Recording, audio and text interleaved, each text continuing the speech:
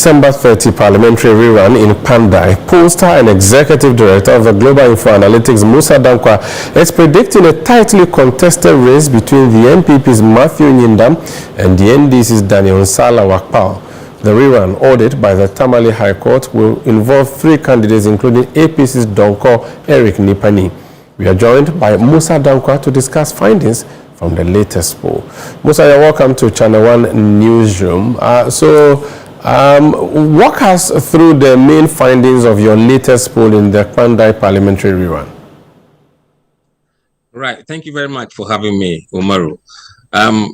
Look, the sentiment in Kpandai overall appeared to favor the ruling NDC government in the sense that you have majority of voters saying that the country is now headed in the right direction. And if you look at the numbers so far, 66% are saying right direction and 26% wrong direction. 8% said they have no opinion. When you come to the president's performance, about 64% approve of his performance at the final count, compared to 27% who say they disapprove his performance. 9% have no opinion. And then when you ask them about their economic condition presently, 54% said it has improved, 34% said it hasn't changed, 11% said it's gotten worse or deteriorated, and 1% have no opinion. So broadly, this is a sentiment that should really carry the NDC candidate across the finish line quite easily. But what we've seen in the poll when it comes to the parliamentary election is that it is too close to call. The margin is just within the margin of error, and for that reason, we have to wait till the final poll for us to see which direction the election would go. I see. What is the history of Kpandai, though, electorally speaking? You know, it's been won about 4 or so times by NDC, but over the years, we've seen a shrinking in the margin with which NDC wins the seat. And also when MPP won it, the gap was between 2% and 4%. So it is quite close when it comes to Kpandai. Kpandai has become one of the swing regions or swing constituencies in Ghana now, and that is being reflected in the polls. I didn't catch you there. So out of the elections we've conducted since 92, how many went green, how many went blue for Kpandai in parliamentary election? Kpandai was created, I think, in 2000. Okay, so... And in 2000, NDC won it by 48% gap margin. Okay. In 2004, they won it by 15% margin. But in 2008, they won it by just 2%. Okay. But in 2012, NPP won it by 6%. And in 2016, they retained it again by a margin of 2%. But in 2020, NDC won it with a 4% margin. And now 2024, which is rerun, we're yet to see where the chip will fall. So it means Nyindam has been the most successful MPP candidate in that constituency. Absolutely. He lost, came back and won in 2024. Yes. Okay. Now, do you see the contest as being a contest between MPP and NDC, or like we do with parliamentary elections, this is a contest between the candidates because it's a local election for parliamentary elections? I think it's the contest between the local candidates, and the better candidate, if he has a better system or better structures, could win. What we've seen if you look at the overall data, you could say that the NDC candidate is not doing as well as his party or his president. And for that matter, we are seeing a very closely contested by-election at this stage. I see. Okay, so you went to the ground, you asked the general questions about what people think generally about the state of being. How do you narrow that down to Kpandai so that we can say that you asked 10 questions, but 3 of them are Kpandai specific, and this is what people are thinking versus what people are thinking generally about Mahama's performance, NDC's performance, and all of that? No, this poll was specifically for Kpandai alone. Okay. This is but you asked questions that had a national outlook. That's what I mean. Yes. In fact, the sentiments in Kpandai is no different from what we've seen in the national tracking poll from all the way July, September, October, and even what we're currently doing for December. So it is broadly in line with what we've seen nationally. Okay. Just that in a parliamentary election, it is just hotly contested.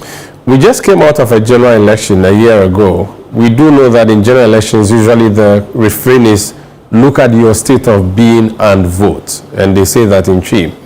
Now, we voted in 2024. Ghanaians generally voted for John Mahama. I don't know what the vote for Mahama in Kpandai was, but in Kpandai, based on the figures that were declared, NPP won and NDC lost.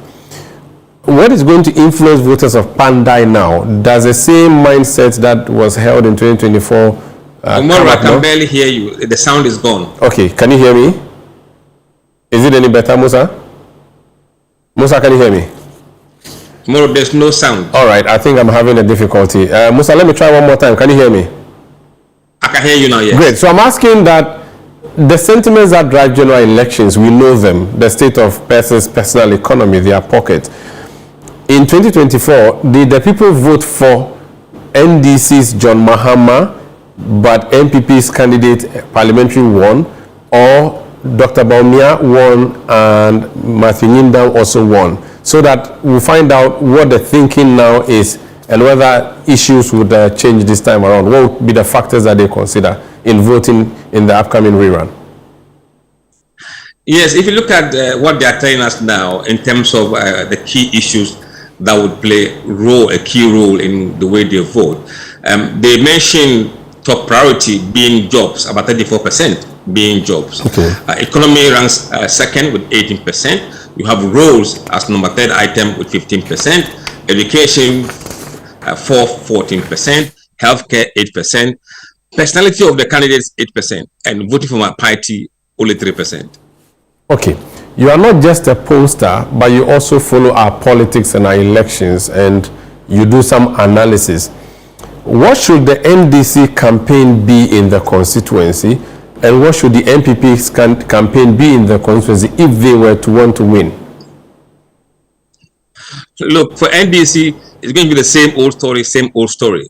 They're going to say that, look, we are in power, give us power, and your MP will bring development. I think that they won't depart from what we saw them do in Akwetia.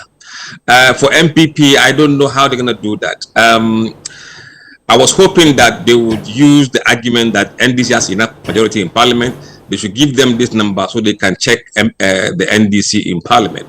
Unfortunately, I think the actions recently in parliament may have put a bit of damp in that argument. I don't know how they're going to go about this one.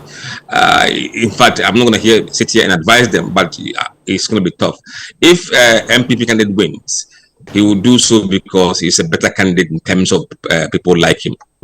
I know you're a very bold pollster, and so when you say that the election is too close to call, I would say you are adopting the lazy man or the Fiero approach. Hand on heart, who is winning Kpandai parliamentary rerun? Tomorrow, I mean, because we are 2 weeks away from the polls, we will do a final one, which will come out on the 30th, maybe 29th or so. Oh, a day before the election? Yes. That it will be out on that day, but we'll do it before that 29th. But the report will be put out there on the 29th. So what we will do is look at it. Right, continue. We would like to compare the baseline poll we did today and what we're going to do next time, so that we can see any trend. With that trend analysis, I could tell you who is going to win. But for now, I will hold my fire until that time. About how many people do you use in your sampling? Today, we interviewed 1,035. In the next poll, we will go to about 2,500. Does it make it more credible the higher the number of persons in the sample? It will just give you an increased confidence level and a smaller margin of error. But overall, but for this kind of race, when it is too close to call, the sampling is critical. That's why we are expanding the sample from 1,035 to about 2,500 next time. Thank you so much for speaking to us. It's my pleasure. Musa